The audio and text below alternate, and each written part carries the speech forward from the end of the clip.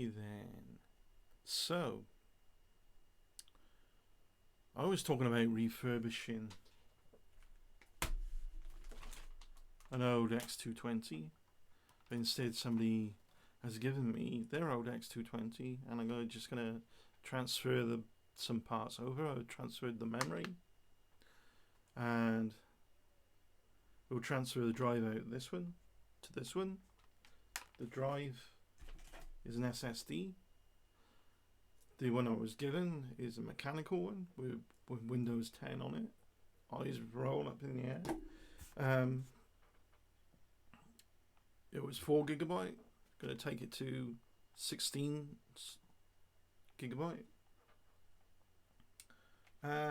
It's an i5 on the old ThinkPads like these. If you have this yellow coded, I don't know if you can see that. Trying to get the right angle. See that here? It's a yellow USB socket. Is the edge connects colored yellow. What that means is there's always power coming out of that. So if you've got it turned off, the battery in, you could plug your mobile phone USB into that, and you're charging USB, charging your phone for the other USB. So the new one, it's not new. It's just secondhand. Has barely been used. It was used with ForScan, which is scanning diagnostics for a Ford car or Ford Land Rover, whatever it was. So here we are. Here's the memory just been plugged in from the old one, 16. I've got this switched on at the moment, just to see in Windows if that memory is there. Registering. So where are we? Control panel, I think. Yeah, control panel. I normally use Linux, but it's very rarely, but I will use Windows for some things. And there is supposedly a version of Streamlabs OBS coming out that will work on Linux. You can get the Windows one to work on Linux if you've got the right distro or the right plugins or right updates or via Wine and so on. But I've tried. Doesn't really work that well.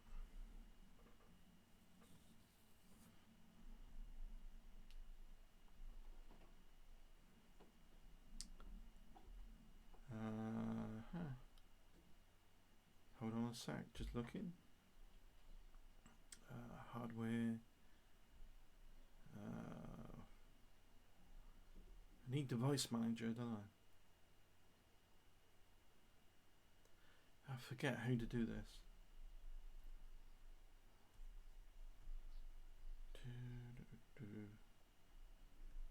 Open this PC, right hand click, to properties.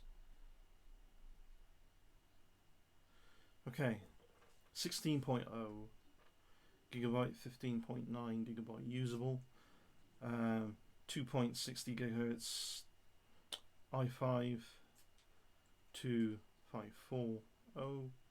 The hard drive mechanical. Like I said, we're going to put the SSD in. It's the type of SSD with these same edge connector as the mechanical one, so it's backwards and forwards compatibility. But we're also going to plug in, let's unscrew the old one here, another SSD or Msata. It's a digital. It's a non-mechanical then. So I can unscrew the screws on this one to get at the drive, and I'll show you what that is and it's going to go in place of a chip that's in this one that is for mobile phone networks. These were old laptops, about 10 years old. Yes, you can access Wi-Fi on there, fine. And again, there's a chip in this one for the mobile, for the Wi-Fi that's been modified, and we may use that one as well. Or yeah, why not? That's right. Just thinking of other ways, other things to utilize it for other projects, but no need really. Just trying to get it apart. I get the camera over here for a bit.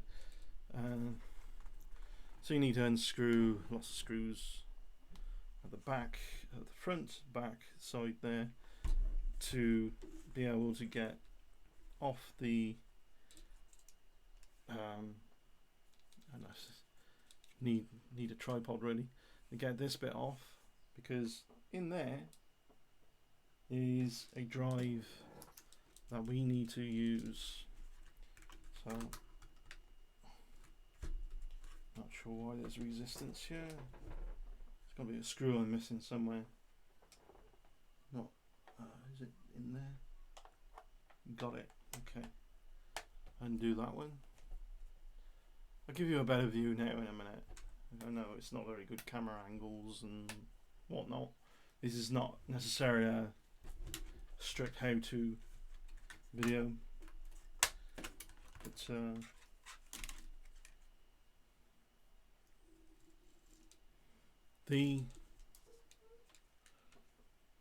that's your Wi-Fi chip. What was here was a mobile phone network chip, but this is actually a Msata drive, which we will boot Linux from on there, on the new one, which is over there, and access the SSD, this SSD, as extra storage via that installation. So need to get some cables out the way first and unscrew that.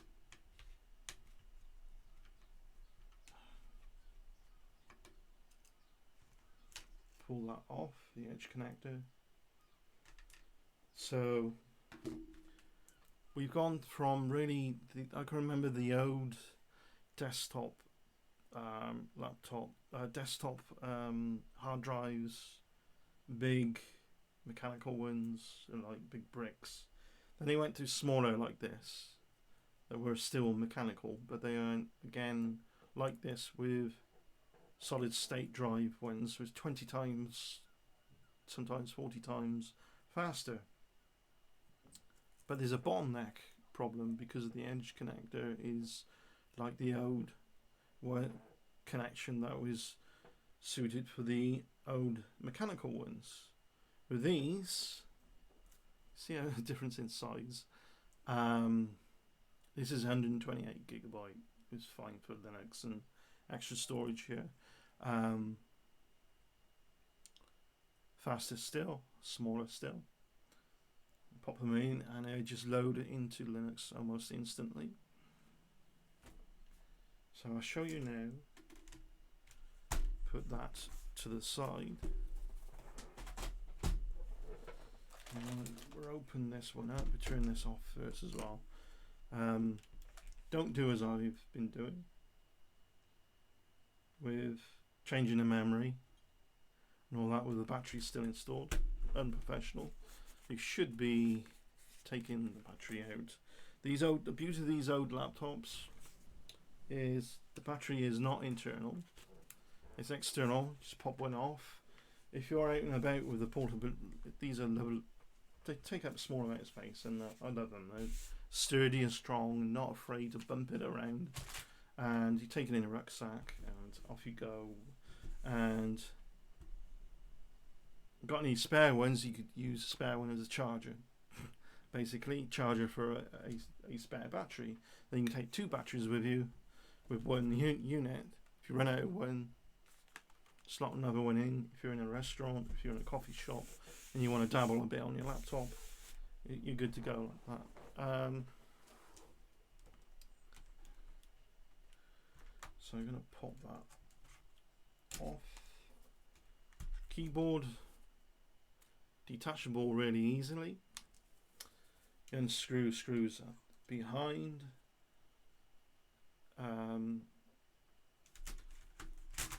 Underneath, behind, or whatever. Underneath. And they're all key coded, so that they have little symbols by the screws so you know which ones to unscrew. And then you just push forward and lift up. And you just pull gently the edge connector off. You take that off, you're good to go on that one.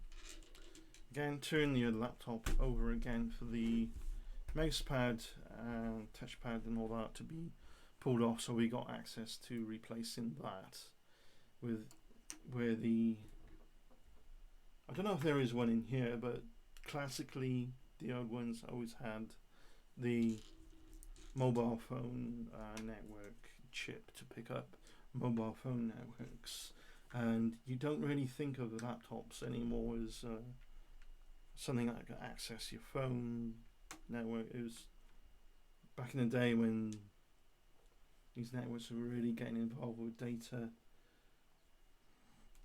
and capping your data and all that, and you could download so much and for that via that network. Now everyone just uses Wi-Fi, right? And free Wi-Fi, and you know, with exceptions here and there. There isn't one here in this, so we're good to go. There's a screw there. We just need to move those cables out of the way, and you know, we just be careful. We just push them out of the way a little bit. It is off with the battery out of the way, and you'll see a screw there ready to pin down the board. Like memory modules, this would go in at 45-degree angle, and you can then just screw it down with that screw there. Alright, so I'm going to unscrew that screw now.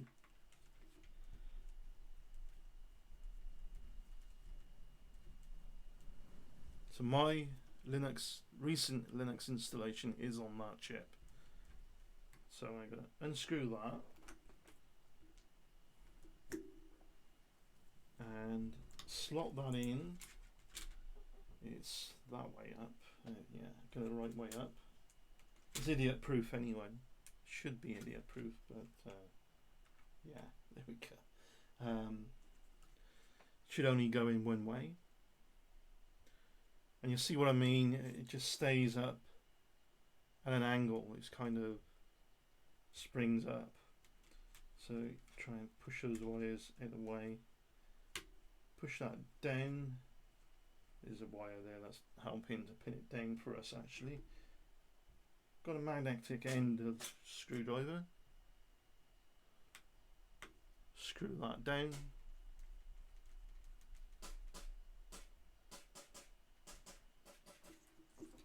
Okay.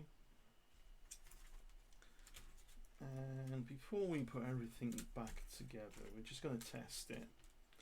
So get those wires orientated again back where they should be, and just clip that back down, the mouse pad and all that, and the keyboard, because the power the on switch is actually on the keyboard. Everything's so dark here, it's a weird light. Is here. The on switch, trust me, the on switch is on the keyboard anyway, so we've got to connect the keyboard anyway. So we'll reattach that to that edge connector there. There's an edge connector right there, just below that. Circle it a bit.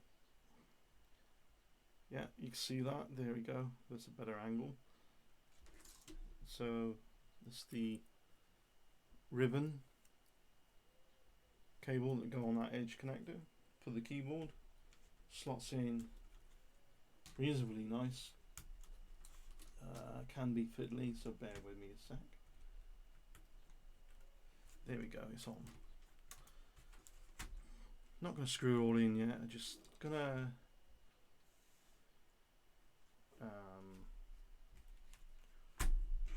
do that, then put the battery back in. There's me thinking, why is it not turning on? Put the battery in, your dick. Okay. Open it up. Turning on. Hold down F12 because we don't want to boot straight off the hard drive. We want to boot off that Msata drive. F12, holding it down, will bring you the boot menu, and there's a boot menu.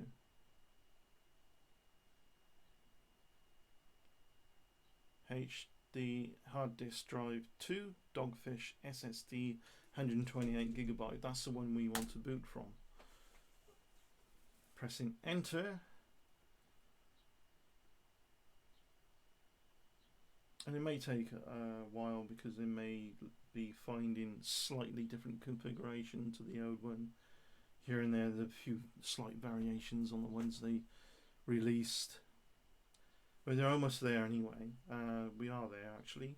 And we're ready to log in. Log in.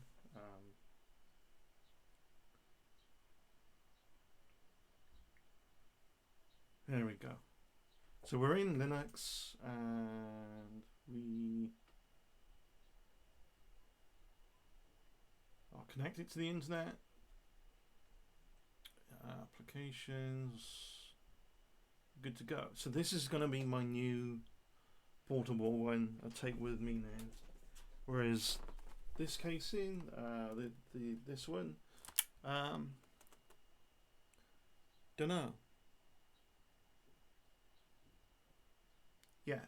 Don't know yet. I might have ideas for it.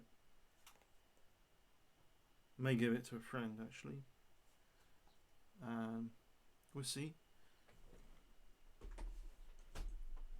Like I said previously, you can get a base for them to slot in, and you suddenly have all of these extra ports, like extra USB ports. There's a audio out and a mic in separately, like that, and there's like a CD. There's a bay for a connection bay for a CD drive. All laptop CD or DVD drives and all that. They're basically standard. You just rip one out of one and plug it into another. This one is from a HP laptop, and this one. No, that one's from the HP laptop. That one's from a older ThinkPad. They're just good to go. They can be slotted in. I like to play, and I haven't done a lot really with that side of things here and there. Limited budget, hence, I was putting up with one of these older systems, which is great for light computing, not very good really for recording on OBS at high resolution, because I was getting that that frame loss that I was moaning about before, and trying different tricks to mitigate the frame loss. Now I've got all this beautiful bells and whistles without any frame loss, right? Because what I'm recording on isn't an X220, it's a Lenovo Legion 5P. Look that machine up, it's great, it's amazing. It's a Ryzen 7, by the way, that I'm got installed on that. So you can see a little red light actually coming out. See that redness there? It's coming off that chip. There's a little LED on that. So I'm gonna orientate the keyboard back and turn it off.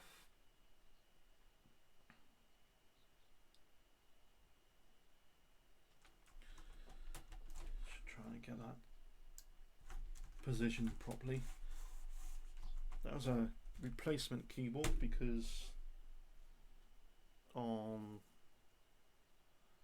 the when it hasn't been used much, the middle mouse button is kind of dodgy, so it came off.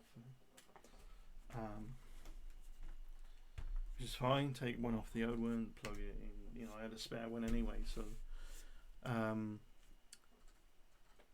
memory module panel can go back on. So we do that. So now I have a system where it's a dual boot of 2 SSDs. One SSD is far faster than the larger one because it uses different technology, a different edge connector. But the interesting bit is that same edge connector for that drive, it was never intended for that. Not really. It was well, it's there originally for the mobile phone network chips.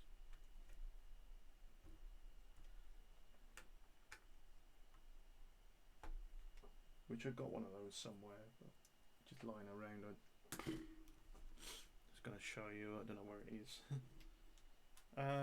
Just screwing down the back of the keyboard anyway.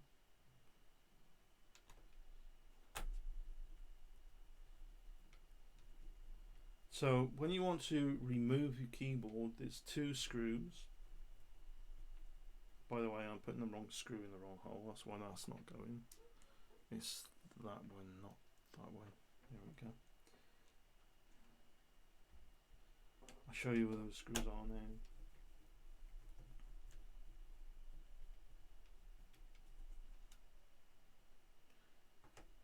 It's one here in, let's do this, get a right angle.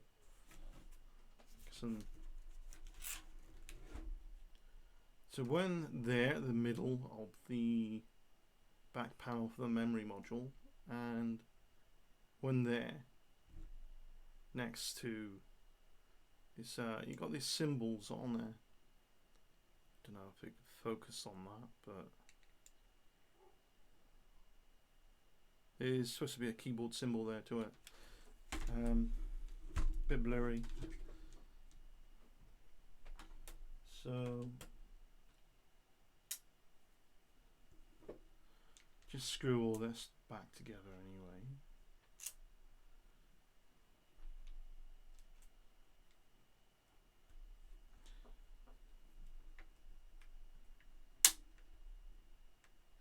This is interesting to note, is watch this.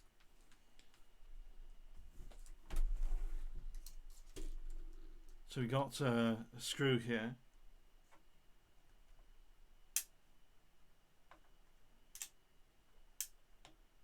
The screw is not magnetic. There's a magnet there. It's an electromagnet. It's like tells the laptop when the lid's closed. That's what its keys on when it turns it into standby or turns it off. Other laptops work, more modern ones work differently. That's an interesting thing to. Quite strong magnets as well. Also, next to them is magnets as well because the speakers are there as well.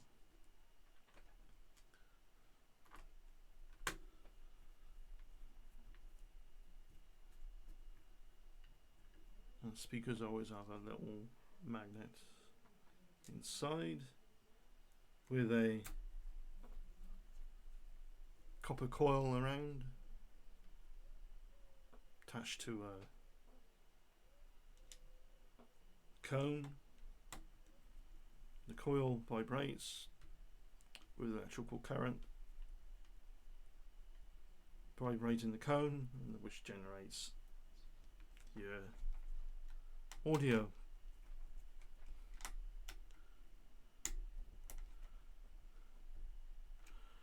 There's a lot of screws here to screw on. Well, the beauty of the new laptop, the one I use to record on now, is not as many screws, and the whole back just comes straight off. You've got instant access to everything. It's not bits that you take off. It's just the whole thing comes off.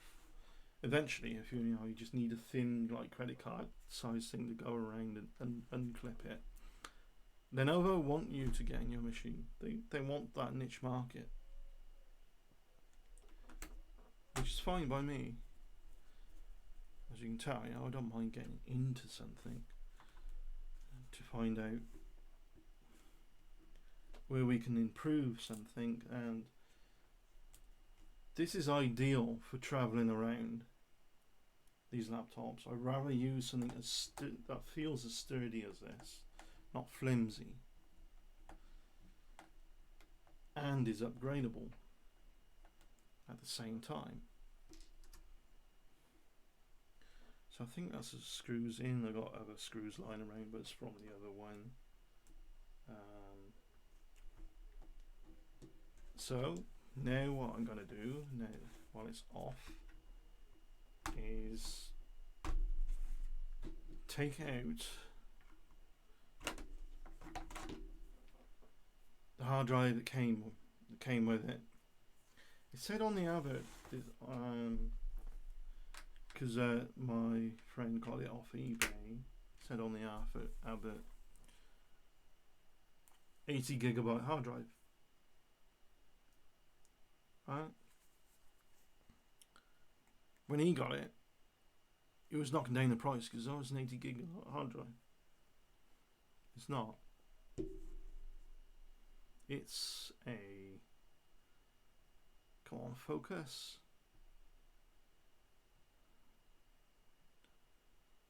Camera should autofocus, but it's a bit shitty. It's a 500GB. I expect you can tell that. Alright? Although it's a mechanical drive. And there's nothing on there but bland Windows 10 with a few update software that he downloaded with Scan to analyze things for a Ford car. That laptop was hardly ever used.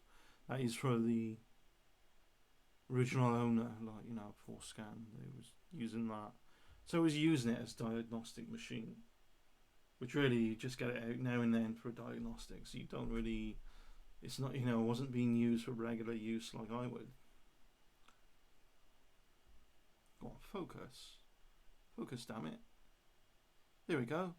500GB, 5,400 RPM. It's a mechanical drive when you put RPM as revs per minute, right? Other drive. This is 2 terabyte. So now we have 2 terabytes of storage. That's 2048 gigabyte, because 1024 gigabyte is 1 terabyte. So add them together, hey presto. So you got a caddy with this as well. You just take these things off and unscrew. This is a caddy.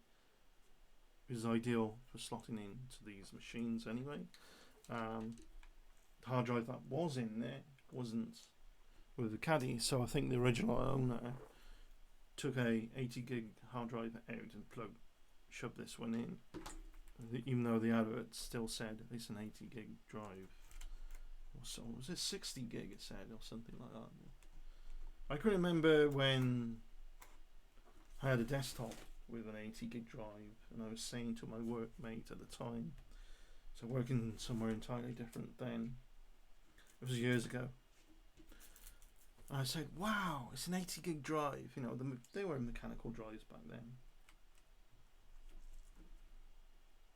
And he was like, you never fill it up. You never fill it up. Uh, good times. And I did kind of struggle to fill it up. Not that I was trying to, but doing other stuff, getting involved in music editing or video editing or art stuff as well, and a number of other things that are more intensive. I filled it up more or less, or had to delete some things and make some room as well. What a beautiful machine! It's sturdy. The other ones, the outer case is not that sturdy, so that's my new go-to. I'm going to replace the screen though. I'm not going to do that on camera. I'll try and keep this video short because there's other things I want to do today. But the screen on the older one can be swapped to this one that's hardly ever been used, and there's a webcam on there as well, so it wasn't on the older one. You could get them with or without. Why am I swapping the screens? Wouldn't they be the same? No, because I upgraded the screen on this one anyway. It's a better screen, slightly resolutions. It's just not about better resolution. Same, like it's just clearer. It just has that a bit of extra contrast and clarity and so forth. Turn it on, see what happens. Double check again.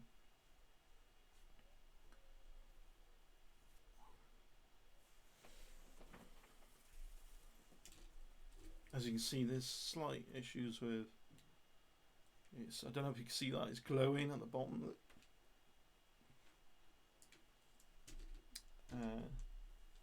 The old screens had that. It's not that noticeable once the screens are actually displaying something. It's just noticeable on the black when it's just firing up. Bang! Into Linux Pop OS. That's what we're using. Applications. Yeah, we're good to go. This is my new go-to machine.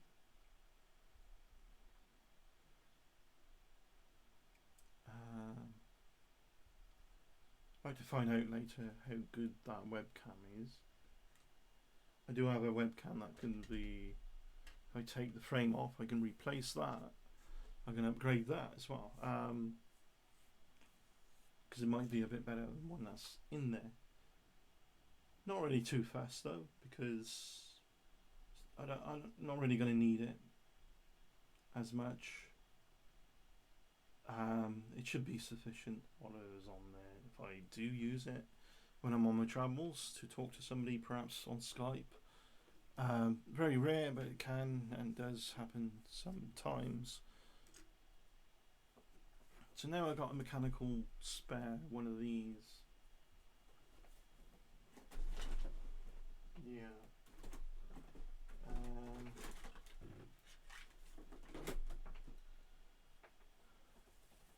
Keep ending up with spare parts. Regardless, does this have? This has the yellow port, USB port as well, so I can charge my mobile phone off that port. Because they didn't all have that as well, so that's a cool thing. I think that's all I've got to say for now. Yeah. I got spare battery now as well, haven't I? So we're good to go.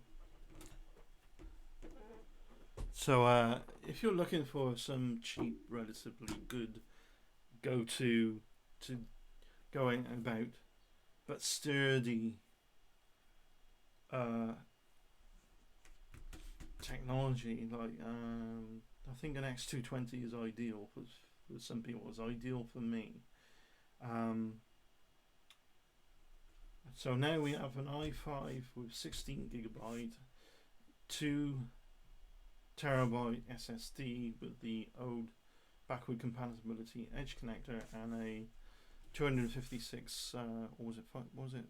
Yeah, 250, whatever it was, 8 gigabyte Msata drive running Linux. So Linux can access the other drive or that capacity to terabytes. So and I can install stuff for Linux on the separate drive or the main drive, whatever drive I want to. This is a lot of storage, but it's fast. Way faster than the original machine. Yet it can be utilized in those ways. There's 10 years old or more. This is how sometimes you just don't need, if you want something, a new laptop to go with you somewhere, not your main one that you might use at home. This is actually ideal because they can take some abuse physically.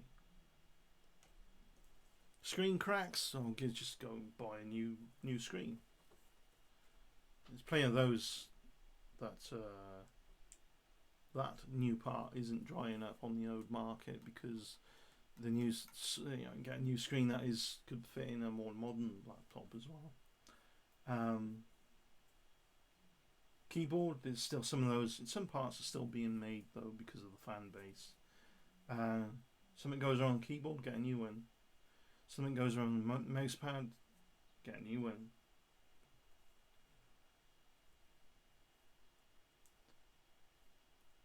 Right. Upgradable, interchangeable, but not really super upgradable. It's just, you can get new parts here and there. Bluetooth combined with Wi-Fi. You can, I'll do that later. I'll change that at some point in the older one. I changed the Wi-Fi chip, which is Wi-Fi / Bluetooth as well. Because it was a version that came without Bluetooth. So put it in, there was no Bluetooth on Linux. So Linux drivers not working up for that. Turns out you had to cut a pin off. Because it was a bit of hardware was not really designed to run on this old machine anyway. Cut one particular pin off, and you get your Bluetooth show up. With the pin still on, you only have access to your Wi-Fi. And here's the thing as well, you can physically turn off the Wi-Fi, like into airplane mode in a mechanical way, not a software way, via a tiny, I don't know if you can see it, it's there somewhere, there's a tiny mechanical switch. Get the right angle, the right kind of lighting for you to see this. It's very awkward here.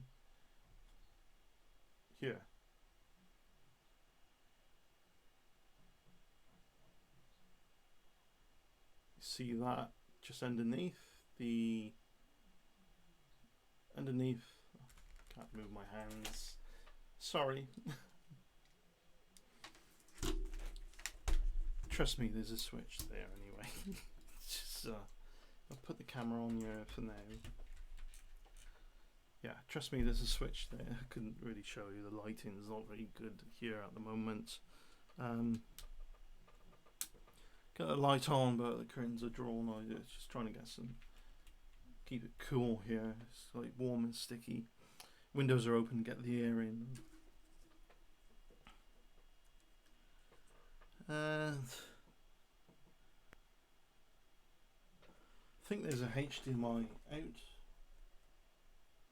Or is there? I don't know. We had HDMI back then anyway, so. Kind of is. I'm not sure what it is. It's HDMI on a new laptop, and it is true. VGA is like HDMI is superior to VGA. Is way better. your video graphics adapter, like the old joystick pin connector.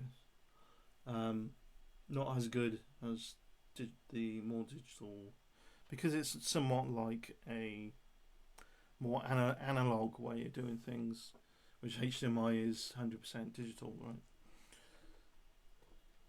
Thanks for watching. Take care, and I'll look forward to doing another video soon. I hope this was interesting to you.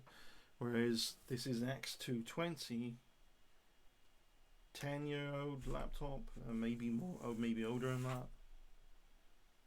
It can run Linux efficiently, and it can run Windows 10 relatively efficiently. If Windows ever did anything efficient, probably not, but for light computing, small enough to put in the rucksack, on the go, battery life pretty good, 2 to 3 hours maybe if you're lucky. You can get modified batteries, sliced batteries that are supposedly 24 hours, a whole day.